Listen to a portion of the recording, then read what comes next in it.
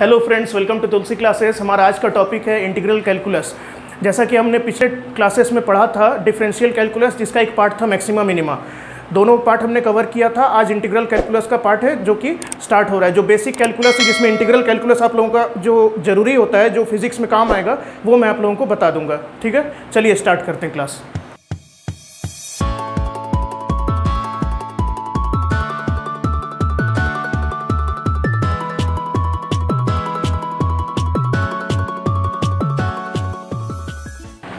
आप लोग जैसा कि यहाँ पे देख रहे होंगे, एक ग्राफ दिया हुआ है। ठीक है, ये जो ग्राफ दिया हुआ है, ये कर्व आपका क्या है, function y is equal to f x. एक फंक्शन है x में, y is a function in x variable, और ये ग्राफ उसका है जिसके ऊपर पी क्यू पॉइंट्स मैंने दिया है।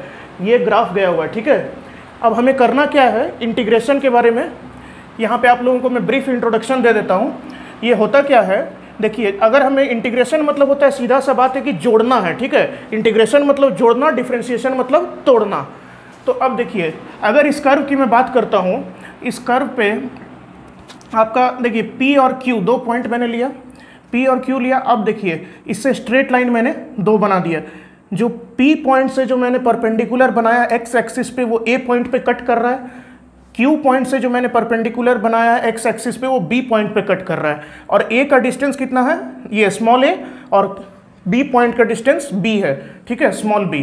और ये वाला जो पॉइंट है P पॉइंट, वो क्या पॉइंट है, वो तो यही होगा ना। अगर A पॉइंट है यहाँ पर, ये A पॉइंट है, तो फंक्शन जो A का वैल्यू मैं डालूंगा, ठीक है, A का वैल्यू जो हम डालेंगे, तो Y का जो वैल्यू होगा वही है। ये Y पे जो वैल्यू आ रहा है f ऑफ A हो जाएगा, और उसी तरह ये f ऑफ B हो जाएगा। ठीक है, अब इंटीग्रेशन में क्या होता है आप लोग का, इंटीग्रेशन में देखिए होता ये है कि इसके अंडर का एरिया अगर मैं आपको पूछ लूँ, सपोज ये जो कर्व है, इस कर्व पे पी क्यू पॉइंट है, पी क्यू पॉइंट के अंडर में ये कर्व जो है वो कितना एरिया कवर कर रहा है, ये कर्व कितना एरिया कवर कर रहा है। इसके लिए हम लोग क्या करेंगे, देखिए, इसके लिए हम लोग इक्वल भाग में बांट देंगे। ठीक है, रेक्टेंगुलर बार में इस इतना जो एरिया है, इसको रेक्टेंगुलर इक्वल भाग में बांट देंगे। और हर एक जो ये जो विड्थ होगा इस रेक्टेंगल का, डेल्टा एक्स होगा, यानी कि एक्स का छोटा सा भाग जो है ना, डेल्टा एक्स होगा। और ये तो अपना रेक्टेंगुलर बार रहा। अब इसका एरिया निकालने के लिए एक और काम हम करते हैं। देखिए वो क्या करना है, इसे आप ऐसे जोड़ते जाइए, ऐसे किए, आप ऐसे किए। ठीक है, यानी कि ये आप परफेक्ट रेक्टेंगुलर बार बना लिए, क्योंकि ये तो कर्व आ रहा था ना। अब देखिए, ये रेक्टेंगुलर बार्स हो गए, इक्वली स्पेस्ड है, डेल्टा एक्स है आपका। ठीक है, अब जब इसका एरिया आप निकालेंगे तो एरिया क्या निकलेगा, एक मिनट, यहाँ थोड़ा ये हो गया। ठीक है, ये बी है, तो इसका एरिया क्या निकलेगा, area A B Q P. ठीक है, area of A B Q P. ये एरिया तो यही होगा ना। देखिए, सारे रेक्टेंगल्स के एरिया को जोड़ दीजिए, पी क्यू के ग्राफ जो है आपका, इस ग्राफ पे पी क्यू के अंडर जो एरिया वो आ जाएगा। ठीक है, तो ये एरिया चलिए हम लोग निकालते हैं। ठीक है, आप जैसे देखिए, पहला रेक्टेंगल का एरिया क्या होगा, ये एफ ऑफ ए है, ये लेंथ हो गया इसका, और ये विड्थ तो सबका बराबर है, ब्रेड्थ यानी कि रेक्टेंगल का डेल्टा एक्स। तो इसे आप लोग ऐसे लिख सकते हैं क्या, देखिए, this is equal to f of a into delta x plus, second rectangle के लिए क्या हो जाएगा, देखिए, सेकेंड रेक्टेंगल के लिए ये डेल्टा एक्स आगे बढ़ा। ठीक है, ये पॉइंट ए पॉइंट था, ये वाला पॉइंट ए पॉइंट था, ये डेल्टा एक्स आगे बढ़ा, यानी ए प्लस डेल्टा एक्स हुआ। तो y का वैल्यू कितना होगा, अगर x a plus delta x है, तो y का वैल्यू हो जाएगा f of a plus delta x, और विड्थ फिर तो वही सेम है, विड्थ डेल्टा एक्स है। ठीक है, इसी तरह अब जब मैं इस थर्ड रेक्टेंगल पे आऊँगा, तो डेल्टा एक्स दो बार, मतलब दो बार आपने क्रॉस किया ना। यहाँ पे जैसे डेल्टा एक्स लिया तो ये वाला रेक्टेंगल का आया, ये वाला लाइन आया एफ ऑफ, अब फिर ए प्लस टू डेल्टा एक्स ये हो जाएगा। ठीक है, plus F of A plus two delta x into delta x, या विड्थ तो वही है। इसी तरह सो ऑन ये चलता चला जाएगा। ठीक है, जितना आपने रेक्टेंगल बनाया, सपोज मान लीजिए ये n रेक्टेंगल्स मैंने बनाया है, n रेक्टेंगल बनाए हैं। ठीक है, between points B and A। तो क्या आप देख सकते हैं डेल्टा एक्स क्या होगा, delta x is equal to delta x, यानी एक विड्थ जो है वो क्या होगा, इस पूरे डिवीजन को n टाइम्स डिवाइड कर देंगे। ये पूरा कितना है, B माइनस ए है। ठीक है, B माइनस ए अपॉन n। कैपिटल N क्या है ध्यान दीजिएगा, ये नंबर ऑफ जो रेक्टेंगुलर बार से हमने इक्वल जो बनाया, इक्वली स्पेस्ड, ठीक है, तो ये चीज़ है डेल्टा x। और ये इसी तरह चलता चला जाएगा, लास्ट में कहाँ तक जाएगा, f ऑफ a प्लस जो भी यहाँ a है, ठीक है, a plus n-1 delta x into delta x, यही होगा ना। जैसे ये जो डेल्टा x जा रहा है n-1, क्योंकि अगर देखिए 4 1 2 3 4 है, ठीक है, यहाँ पे 4 रेक्टेंगुलर बार है, तो देखिए यहाँ पे पहला, दूसरा, तीसरा, चौथा, ये चारों लाइन आप लेंगे तो देखिए ये f of a plus n यानी कि एक कम होगा, ठीक है, n-1 डेल्टा x, क्योंकि n रेक्टेंगुलर बार है तो आपका जो काउंटिंग आएगा n-1 0 से स्टार्ट हो रहा है ना। यहाँ पे आपने सिर्फ f of fa delta x लिया है, यहाँ पे तो कोई ये नहीं जोड़ा ना, f of plus 1 delta x यहाँ से स्टार्ट किया है, तो इसलिए n-1 डेल्टा x हो जाएगा, ठीक है। अब इसको आप एक काम कीजिए, हम लोग कॉमन लेते हैं, ठीक है, कॉमन लिया जाए। चलिए ये देखिए कॉमन डेल्टा x को अगर आप ले लीजिएगा तो ये क्या बनेगा, f of a plus f of a plus delta x plus f of a plus 2 delta x plus and ये सो ऑन जाएगा, देखिए f ऑफ, ठीक है, a प्लस n-1, ये सारे चीज़ चले गए। अब कॉमन डेल्टा x हमने लिया था तो ये बाहर में आ जाएगा आपका डेल्टा x, ठीक है, ये चीज़ हो जाएगा। अब आगे जो हम लोग देखने वाले हैं, ठीक है,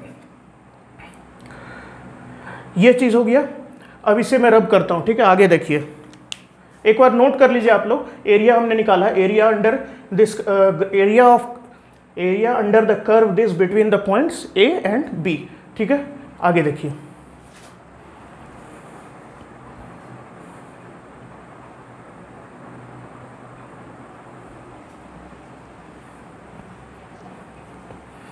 आगे जब हम लोग देखते हैं यहाँ पे, तो ये मैं रब करता हूँ, ये तो हमने ले लिया ना कॉमन, ये देखिए, ये यहाँ से रब करिए, ठीक है, नहीं ये नहीं, ठीक है, ये चीज़ रब कर दिया मैंने,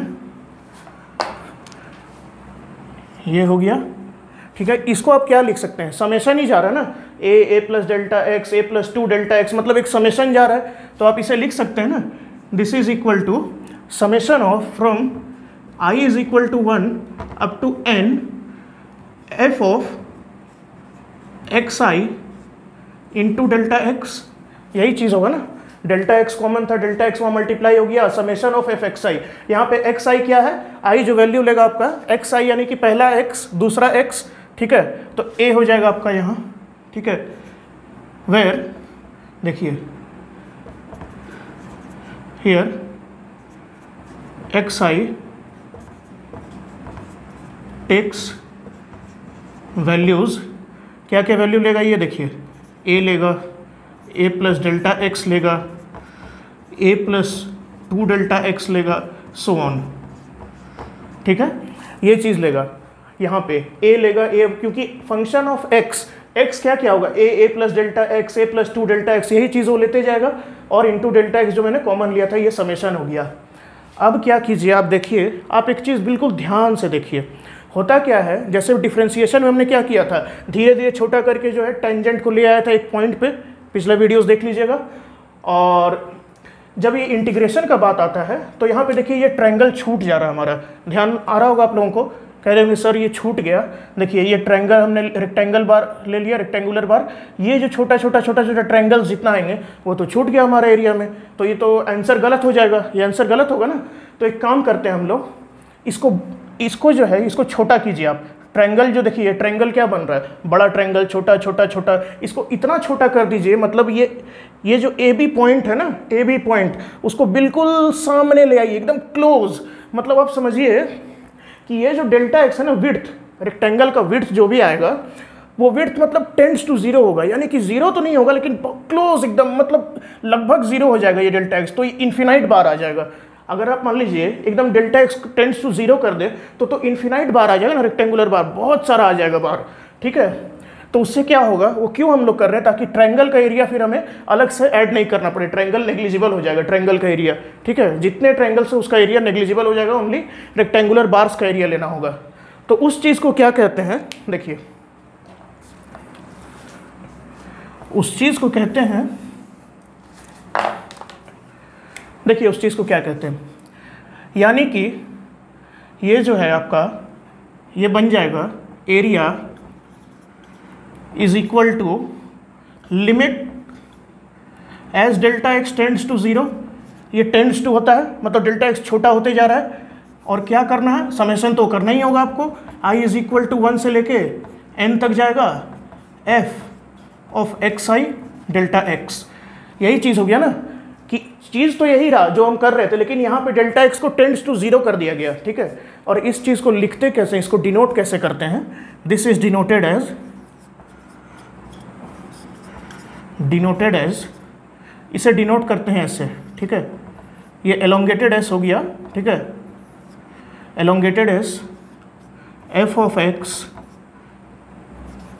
डी एक्स हो जाएगा ये, ठीक है, f of x d x from a to b. अब ये हुआ क्या, देखिए ये जो समेशन है ना, समेशन जोड़ना, ये इंटीग्रल होता है, ठीक है। इंटीग्रल कैलकुलस में इंटीग्रेशन जो होता है मतलब समेशन जोड़ना, ठीक है, और डिफरेंशिएशन मतलब तोड़ना।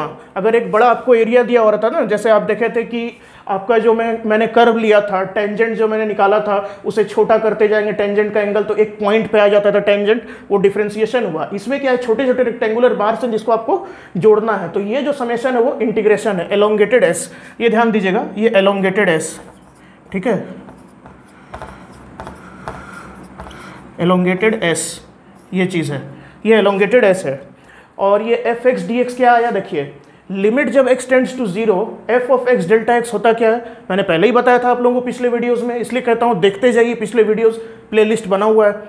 तो ये जो है डेल्टा एक्स, ये पूरा चीज़ समेशन को छोड़ दिया जाए तो ये बनता है F x d x, summation को लगाया जाए तो इंटीग्रल साइन आ जाता है। और ए बी क्या है, ये है क्या ए बी, ये देखिए ये चीज़ है ए टू बी, यानी कि ये जो यहाँ देख रहे हैं आप लोग, ये a मतलब x जब a था, पूरा मैंने एरिया नहीं लिया, ये तो ग्राफ बहुत दूर जाएगा, ये बहुत दूर चला जाएगा, ठीक है, ग्राफ बहुत दूर से आ रहा है, बहुत दूर जाएगा, लेकिन हमें लेना क्या है, एरिया केवल a से b तक, x a से b तक, इसलिए इसे कहते हैं लोअर लिमिट, इसे कहते हैं upper limit. a is called, a is lower limit और b इज अपर लिमिट, ठीक है, बी आपका अपर लिमिट हो गया, इसे ऐसे डिनोट किया जाता है। ओके, ये चीज़ समझ में आ गई आप लोगों को, लिमिट यानी कि इस रेक्टेंगुलर बार को एरिया कैसे निकालना है, फाइनली मैं समराइज कर देता हूँ, ठीक है। रेक्टेंगुलर बार बनाइए, बराबर स्पेस पे डालिए, delta x delta x, delta x को 0 कर देंगे तो इन्फिनाइट बार आ जाएगा, ठीक है। ये चीज़ आप लोग जान लीजिए, है ना, ये चीज़ आपका डेल्टा एक्स है क्या, बराबर एन स्पेस, एन आपका इक्वली स्पेस रेक्टेंगुलर बार्स है, ठीक है। ये चीज़ किया आपने, समेशन किया एफ ऑफ एक्स, क्यों भाई, क्योंकि डेल्टा एक्स आपका विड्थ है, ये विड्थ है आपका, और ये जो है लेंथ है रेक्टेंगल का जो कि चेंज हो रहा है, f of A plus delta x हुआ तो उसका वाई का वैल्यू ऐसे जाएगा, और इसे ऐसे डिनोट किया जाता है, A is called lower limit, B is called upper limit. B जो होता है ना वो होता है आपका, यहाँ मैं लिख दे रहा हूँ,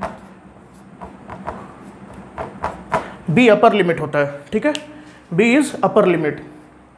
अब देखिए, अब एक बात आप लोगों को बताता हूँ, यहाँ देखिए हो क्या रहा है, यहाँ पर आप एक जब भी उसे इंटीग्रेट करेंगे, इसे जोड़ेंगे तो एक फंक्शन आपका, जैसे देखिए इसे देखिए इसे ऐसे डिनोट करते हैं, integration of f x d x, ठीक है, integration of f x d x is equal to differentiation with respect to x of F of x. ये चीज़ होता है, यानी एक फंक्शन है मान लीजिए, ठीक है, उस फंक्शन को डिफरेंशिएट करिएगा जब इस कैपिटल एफ एक्स को मान लीजिए आपने डिफरेंशिएट किया, सपोज मैंने लिया नाम, ठीक है, विथ रिस्पेक्ट टू एक्स, तो ये this will be equal to integration of f x small f x, यानी कि कभी भी किसी भी आप इक्वेशन को, जो भी आपका इक्वेशन दिया हुआ है फंक्शन, उसे आप डिफरेंशिएट करते हैं, और तो फिर जो डिफरेंशिएशन जो आपका आएगा, है ना, डिफरेंशिएशन का जो भी आपका इक्वेशन आएगा, डिफरेंशिएट कर लिए पूरा जो आंसर आ रहा है, उस आंसर को अगर आप इंटीग्रेट करेंगे तो दोबारा आप क्वेश्चन पे चले जाएंगे, ठीक है। ये चीज़ होता है, मैं अभी बता दूंगा आप लोगों को। देखिए हम लोग आगे देखते हैं, सपोज आगे मैं आप लोगों को कुछ बता देता हूँ, आपका कुछ कुछ जैसे बेसिक रूल्स होते हैं, फॉर्मूले होते हैं जो इंटीग्रेशन में काम आते हैं, वो देख लीजिए आप लोग। मैं नोट मतलब मैं यहाँ पे लिख देता हूँ टेबल बना के, ठीक है। ट्रिग्नोमेट्रिक फंक्शन से जैसे डिफरेंशिएशन मैंने लिखा था आप लोगों का, वैसे मैं लिख देता हूँ और आप लोग देख लीजिए, ठीक है। उसके बाद हम लोग आगे बढ़ते हैं। यहाँ देखिए ये फंक्शंस है और ये इंटीग्रेशन है उनका, ठीक है। नंबर 1 आप ले लीजिए साइन एक्स। साइन एक्स का हो जाएगा आपका माइनस कॉस एक्स, ठीक है। अच्छा हाँ, इसमें मैंने अभी आपको बताया ना एक मज़ेदार चीज़, देखिए मैंने अभी आपको क्या बताया कि इंटीग्रेशन और डिफरेंशिएशन रिवर्स प्रोसेस है, एक दूसरे का उल्टा है। वो कैसे है आपको याद होगा, देखिए d D x of sine x is equal to cos x होता है। कॉस एक्स अगर फंक्शन है उसको इंटीग्रेट करेंगे आप तो वो आता है साइन एक्स। क्यों, देखिए डिफरेंशिएट जब साइन एक्स को करते हैं तो कॉस एक्स आता है, तो कॉस एक्स को जब इंटीग्रेट करेंगे आप, ठीक है, ये फंक्शन है उसे इंटीग्रेट करेंगे तो साइन एक्स आएगा, ठीक है। ये इंटीग्रल है, यहाँ पे इंटीग्रल लिख लीजिए, इंटीग्रल इंटीग्रल, ठीक है। जब साइन एक्स को डिफरेंशिएट किए तो कॉस एक्स आया, तो कॉस एक्स को जब इंटीग्रेट करेंगे इंटीग्रल उसका साइन एक्स हो जाएगा, ठीक है। उसी तरह एक बार मैं बता देता हूँ एक और चीज़, D D x of cos X is equal to minus sine X, ये होता है, पिछले वीडियोस में हमने देखा था, ठीक है। कॉस एक्स का माइनस साइन एक्स, तो अगर माइनस साइन एक्स को इंटीग्रेट करेंगे तो कॉस एक्स आएगा, ठीक है। यानी कि वही साइन एक्स को इंटीग्रेट करेंगे तो माइनस माइनस जो है कि आपका एक कांस्टेंट है तो वो उस तरफ चला गया, ठीक है। क्योंकि इंटीग्रेट करेंगे साइन एक्स को तो माइनस कॉस एक्स हो जाएगा, ये माइनस उधर चला गया, माइनस कॉमन लेके बाहर निकलता है ना, तो यही चीज़ हुआ, मतलब जस्ट रिवर्स प्रोसेस और कुछ नहीं है, ठीक है। इसी तरह और जो आपका कॉमन जो ट्रिग्नोमेट्रिक फंक्शन है उसका मैं लिख देता हूँ, और आपका एक देख लीजिए इंपॉर्टेंट जो है, x to the power n को इंटीग्रेट करेंगे तो that will become x to the power n+1 upon n+1, ये चीज़ होता है, ठीक है। ये हो गया, देन आपका हाँ ये हो गया, ये काफ़ी है, ठीक है, ये काफ़ी है, इससे आपका सारे प्रॉब्लम्स बन जाएंगे, okay. n must not be equal to -1, n -1 नहीं होना चाहिए क्योंकि डिनोमिनेटर में 0 हो जाएगा, नॉट डिफाइंड हो जाएगा। ये सब आप एक स्क्रीनशॉट ले लीजिए अगर आपको होता है तो, नहीं तो मैं PDF प्रोवाइड करूंगा चैप्टर के एंड में जब सारे न्यूमेरिकल्स भी हो जाएंगे कवर, ठीक है। तो ये चीज़ देख लीजिए। नेक्स्ट हमारे क्या होता है, कुछ कॉम्पोजिट फंक्शंस रहे, कुछ कॉम्पोजिट फंक्शंस रहे तो उसे आप लोग कैसे इंटीग्रेट करेंगे। जैसे डिफरेंशिएशन होता था, u v फंक्शन लेते थे तो u को पहले लिख के फिर उसके बाद v को डिफरेंशिएट करते थे, वैसे इंटीग्रेशन में भी कुछ कुछ रूल्स होते हैं, तो वो रूल्स हम लोग देख लेते हैं, ठीक है। आपके क्या क्या बेसिक रूल्स होते हैं वो देख लीजिए, ठीक है। जैसे कि हमने बताया था आपका डिफरेंशिएशन में होता है आपका u लिखिए पहले, उसके बाद डिफरेंशिएट करिए v को, फिर प्लस v लिख के u को डिफरेंशिएट करिए, मल्टीप्लाई कीजिए। उसी तरह जैसे पहला जैसे c f(x) dx, इसे जब आप इंटीग्रेट करेंगे तो कांस्टेंट को आराम से बाहर निकाल सकते हैं, वो निकल के आएगा, c बाहर ले लीजिए f(x), ठीक है, ये dx, ये आप लोग कर लीजिए, इंटीग्रेट कर लीजिए f(x) dx को, c को बाहर निकाल के ले आइए।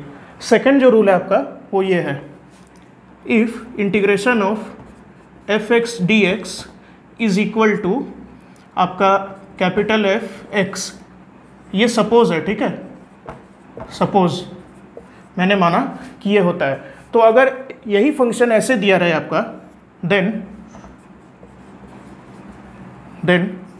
f ऑफ cx, यानी कि वो जो भी आपका है ना, आपका जो फंक्शन है उसी के साथ कांस्टेंट लगा हुआ है, यानी फंक्शन के अंदर एक साथ लगा हुआ, अलग से कांस्टेंट नहीं है जो आप बाहर निकाल लेंगे, अलग कांस्टेंट रहता। सपोज यहाँ पे आपका 2x है, इंटीग्रेट करना है तो 2 को बाहर निकाल के आप x को इंटीग्रेट कर देंगे, ये एक अलग चीज़ हुआ, और ये एक अलग चीज़ हुआ। इसका मैं एग्जाम्पल आपको दूंगा, ठीक है, एग्जाम्पल अभी न्यूमेरिकल में करेंगे हम लोग।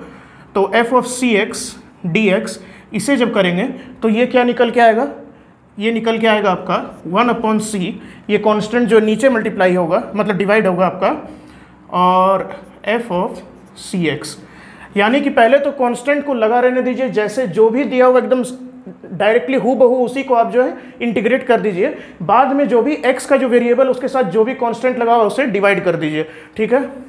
तीसरा rule, integration of fx plus gx, ये हो जाएगा dx, ठीक है, इज इक्वल टू, जैसे आपका सम डिफ्रेंशिएशन में क्या होता है आपका, जब भी एडिशन होता है तो अलग अलग डिफ्रेंशिएट कर देते हैं, यहाँ पे अलग अलग आप इंटीग्रेट कर दीजिए, ठीक है, integration of fx dx plus integration of gx dx, यानी फंक्शन g जो with respect function g with variable x है और फंक्शन f एक है जो कि x वेरिएबल में है, दोनों को अलग अलग इंटीग्रेट कीजिए और ऐड कर दीजिए अगर ये दोनों एक साथ जुड़े हुए हैं एक ही फंक्शन में तो, और ये चीज़ आपका कांस्टेंट बाहर आएगा और कांस्टेंट साथ ही लगा रहे अगर वेरिएबल के साथ, इसका एग्जांपल दूंगा तो क्लियर हो जाएगा आपको, 1/c(f) cx हो जाएगा, ठीक है। अब कुछ एग्जांपल्स देखते हैं हम लोग। इंटीग्रेशन डिफ्रेंशिएशन जो है दोनों एक दूसरे का रिवर्स प्रोसेस है, वो कैसे, हाउ, ठीक है, वो देखिए। अगर मैं आपको कहूँ डिफ्रेंशिएट कीजिए D D x of half x square, इस चीज़ को मैं अगर कहता हूँ आपको डिफ्रेंशिएट करने तो आप क्या करेंगे, this will be equal to half बाहर आ जाएगा, एक्स स्क्वायर का 2x हो जाएगा, ठीक है, यानी कि ये x हो जाएगा, यही होगा डिफ्रेंशिएशन। तो उल्टा प्रोसेस कैसे, बिल्कुल यहाँ ध्यान दीजिएगा, अच्छा लगेगा, आप लोग देखने में मज़ा आएगा। x को इंटीग्रेट कीजिए, ये जो आंसर आया, अब x को आप इंटीग्रेट कर दीजिए x dx, ठीक है, तो ये क्या आंसर आएगा, अभी अभी मैंने आपको बताया है कि x to the power n, ये क्या बन जाता है डिफ्रेंशिएशन पे, सॉरी इंटीग्रेशन पे, x to the power n plus 1/n+1 integrate कीजिएगा तो यहाँ पे देखिए x टू द पावर, ये इंटीग्रेट करने के बाद क्या बनेगा, x टू द पावर 1+1 यानी कि 2/2 बन जाएगा। ये है क्या, ये क्या निकला हमारा x²/2, वही चीज़ डिफ्रेंशिएट किए तो x आया, x को इंटीग्रेट किए तो ये आया, यानी कि रिवर्स प्रोसेस है एक दूसरे का, ठीक है। अब एक क्वेश्चन है, आपसे अगर पूछा जाए, एक सिंपल क्वेश्चन लेता हूँ, integrate 2x² plus 3x plus 5 dx from with in the limits 3 to 6, lower limit upper limit, ठीक है। अब इसे देखिए हम लोग करेंगे, इसे आप लोग इंटीग्रेट करेंगे तो इस तरह से देखिए 2x², 2 बाहर आएगा, देन x² का क्या हो जाता है आपका x³ ये हो जाएगा। सिमिलरली इसका क्या होगा, 3 बाहर आएगा, x²/2 प्लस 5, यहाँ x टू द पावर 0 है तो x टू द पावर 0 है तो x टू द पावर 1 यानी x हो जाएगा, ये हो जाएगा इसका, ठीक है, ये इसका, और लिमिट्स लगा दीजिए 3 to 6।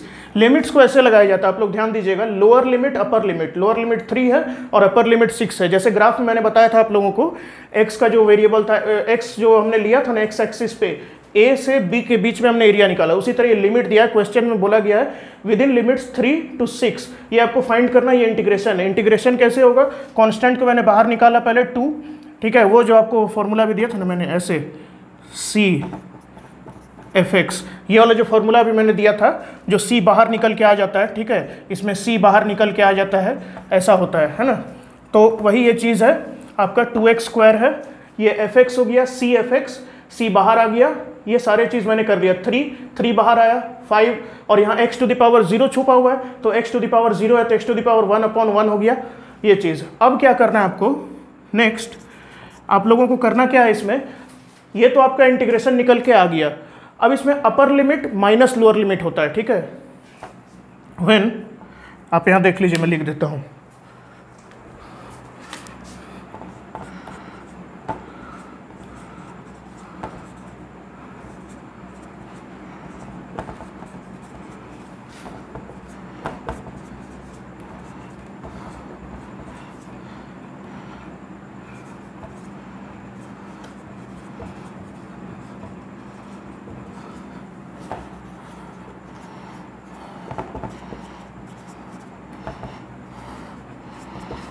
Upper limit minus lower limit करना होगा, यानी कि ये 6 को यहाँ डाल दीजिए, जो भी बनेगा, माइनस ये 3 को डाल दीजिए तो आपका आंसर आ जाएगा, ठीक है। तो हम लोग करते हैं, तो इंटीग्रेशन साइन में क्या होता है, ये लेफ्ट साइड दिखते हैं अपर लिमिट लोअर लिमिट, और इंटीग्रेट करने के बाद ये राइट साइड में लिखते हैं। अब आप कीजिए 2/3, ये क्या है x³ 6³ upper limit minus lower limit 3³, ठीक है। नेक्स्ट आपका हो जाएगा plus 3/2 6 square minus 3 square plus 5 into 6 minus 3, ये x है, x डाल दिया मैंने, x स्क्वायर था x स्क्वायर कर दिया, और ये क्यूब था तो क्यूब कर दिया, ठीक है।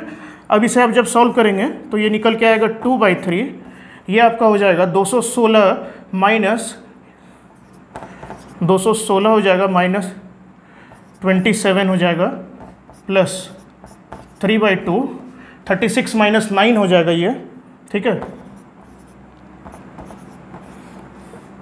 प्लस 5/5 इंटू 3 हो जाएगा।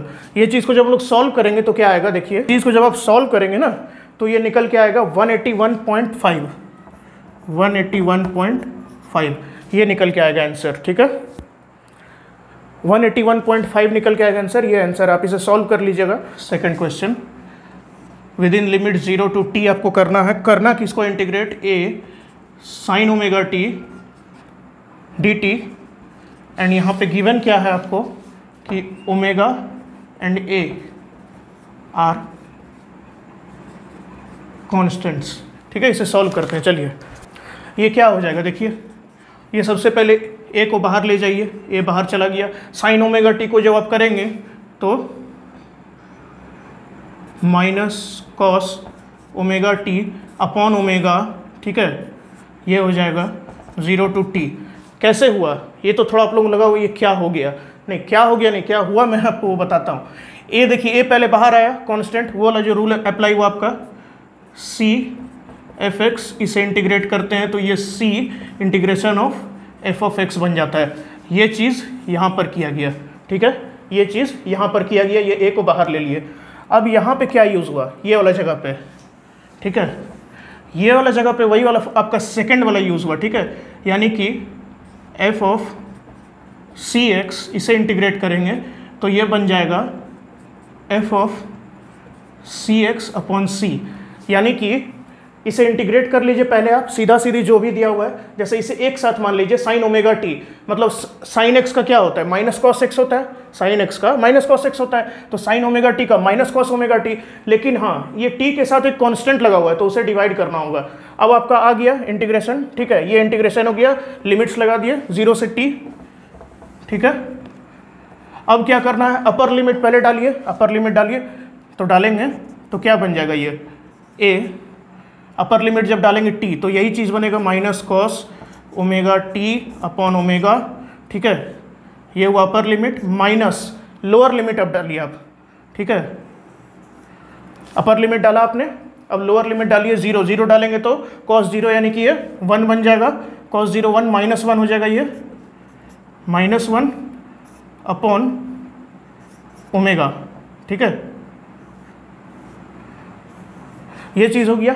ए बाहर आया आपका minus cos omega T upon omega, minus ये 1 हो गया, ठीक है, माइनस तो आपने दिया, ये माइनस क्या है आपका सब्ट्रैक्शन साइन है, और ये माइनस 1 इसलिए आ रहा है कि जब कॉस 0 माइनस कॉस 0 डालेंगे तो माइनस 1 आता है अपॉन ओमेगा, ये हो गया। अब इसे सॉल्व करिए, फाइनल आंसर आ जाएगा आपका, ये हो जाएगा आपका, देखिए ओमेगा बाहर ले आइए, कॉमन है, A by omega 1 minus cos omega T, this is your answer, ठीक है, ये आपका आंसर है। माइनस माइनस 1 हो गया, 1 माइनस कॉस ओमेगा टी, इसे बाहर ले आया, तो ये चीज़ भी मैंने आपको बता दिया। अब एक और एग्जांपल लीजिए, एग्जांपल मतलब फिजिक्स में आप जितना ज़्यादा न्यूमेरिकल बनाएंगे उतना ज़्यादा आपको कॉन्फिडेंस आएगा, ठीक है। देखिए दूसरा एग्जांपल, ये जो एग्जांपल बोल रहा है आपको, ये बोल रहा है find the area under curve y is equal to x square from x is equal to 0 to x is equal to 6, ठीक है। इसे सॉल्व कीजिए, वही वाला बात हुआ, y is equal to x square एक ग्राफ दिया हुआ है, उसको सॉल्व करना है, तो क्या कीजिए, ग्राफ बनाने की ज़रूरत नहीं है क्योंकि हम लोग जान गए इंटीग्रेशन कैसे होता है, तो इस y को इंटीग्रेट कीजिए, ठीक है, इंटीग्रेट y, तो ये क्या बन जाएगा, विद इन लिमिट 0 to 6, हाँ ये चीज़ याद रखिए, ठीक है। y एक फंक्शन है जिसे आपने इंटीग्रेट किया, फंक्शन y, और ये जो x स्क्वायर है आपका dx हो गया, ठीक है। अब इसे इंटीग्रेट करेंगे तो क्या आएगा, this will be equal to x square है यानी कि ये x क्यूब अपॉन 3 आ जाएगा, और लिमिट्स बैठा दीजिए 0 से 6, तो ये कितना हो जाएगा 6 क्यूब 216 होता है, 216/3 और 0 का 0 हो जाएगा, तो ये आपका आ जाएगा 72 स्क्वायर यूनिट्स, आप लिख दीजिए 72 यूनिट स्क्वायर। ये आपका एरिया हो गया, ठीक है, अंडर द ग्राफ।